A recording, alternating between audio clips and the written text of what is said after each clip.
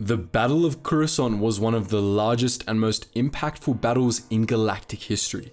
Taking place on and above the galactic capital itself, thousands of warships and hundreds of millions of combatants exchanged fire, obliterating swaths of Galactic City in the process.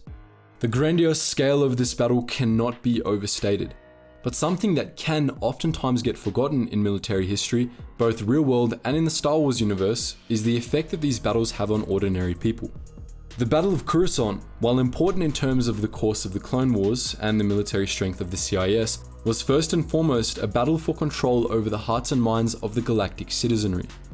In this video, we'll be talking about the effects it had.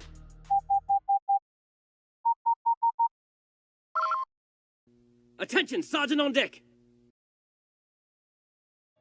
Coruscant was no stranger to war.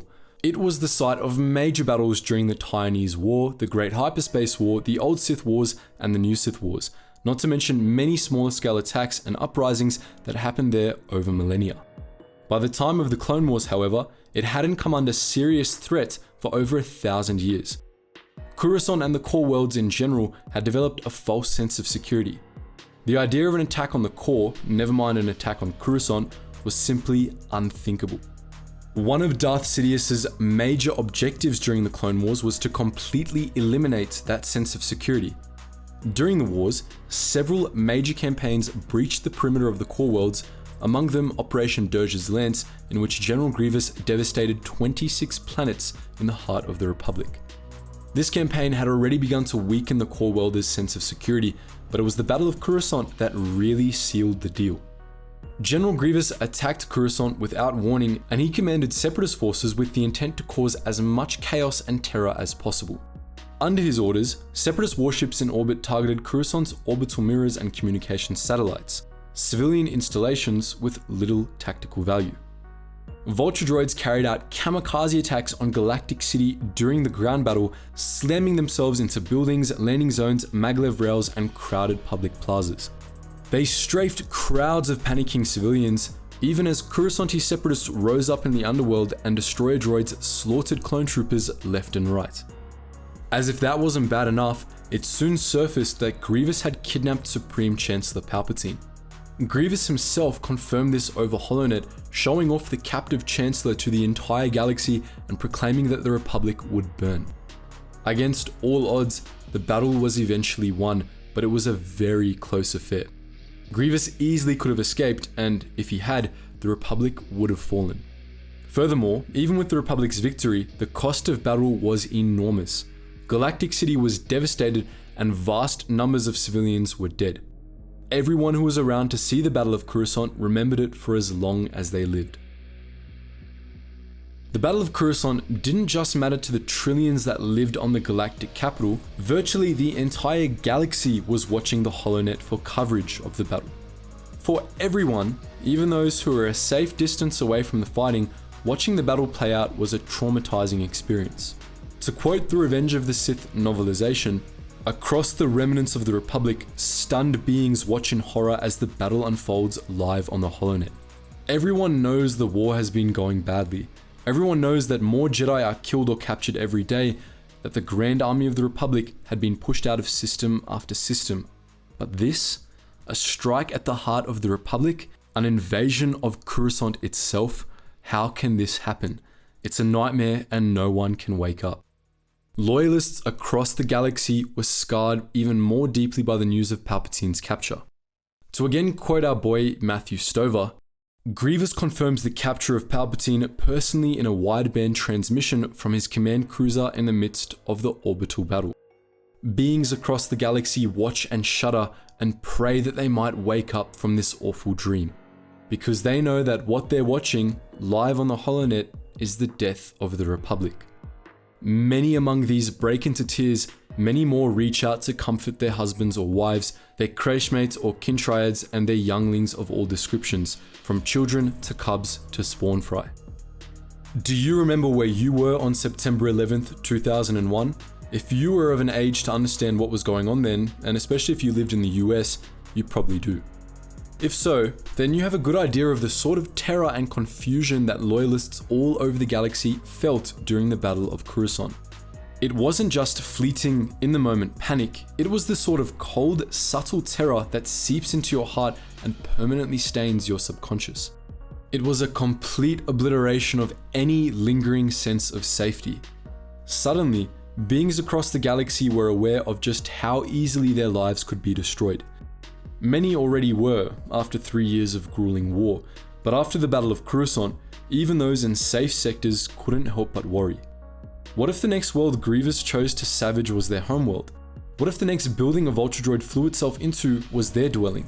If he could do such terrible damage to Coruscant, was anywhere in the galaxy out of his merciless reach? This mass terror was not an accident.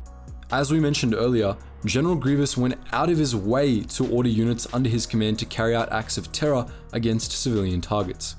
He didn't do this out of his own accord though, he was acting on orders from Darth Sidious. Sidious wanted to traumatize the galaxy. He wanted everyone to understand how vulnerable they truly were.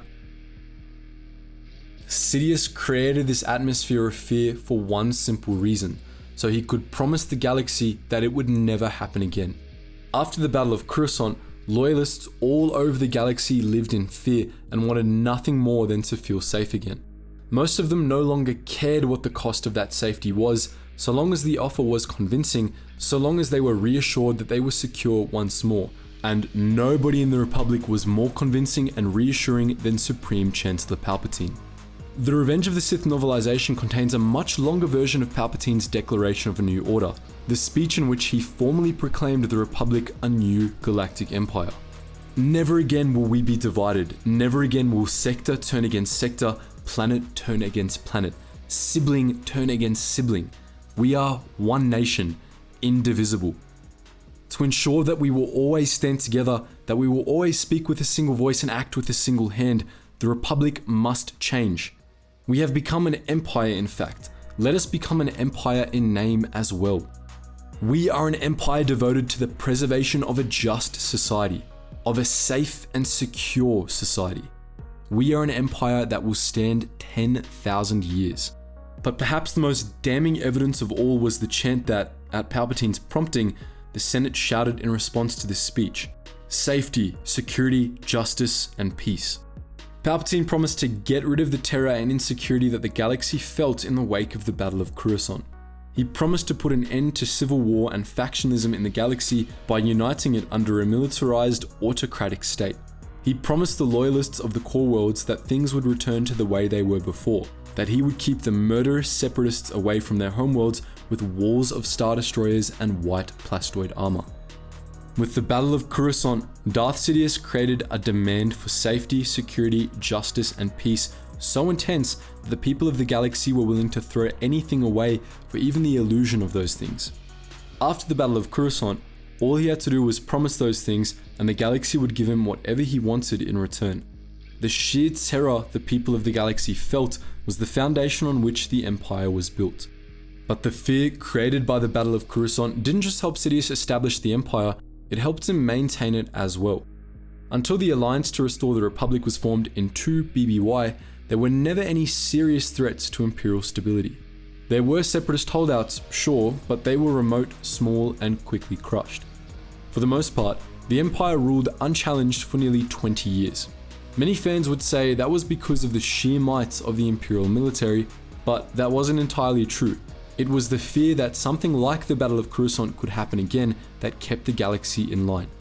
Whenever rebel cells sprang up, all Sidious had to do to eliminate any popular support for them was to call the rebels separatists and reference General Grievous. It wasn't until 20 years later, when a generation that didn't remember the Battle of Coruscant came of age, that serious resistance to the Empire finally began. That's the real dark truth about the Battle of Coruscant. Its true purpose was to traumatize the galaxy. But what do you think? Have you read the Revenge of the Sith novelization, or are you cringe? Feel free to post your thoughts in the comment section below, and as always guys, thank you so much for watching, and I hope to see you in the next video.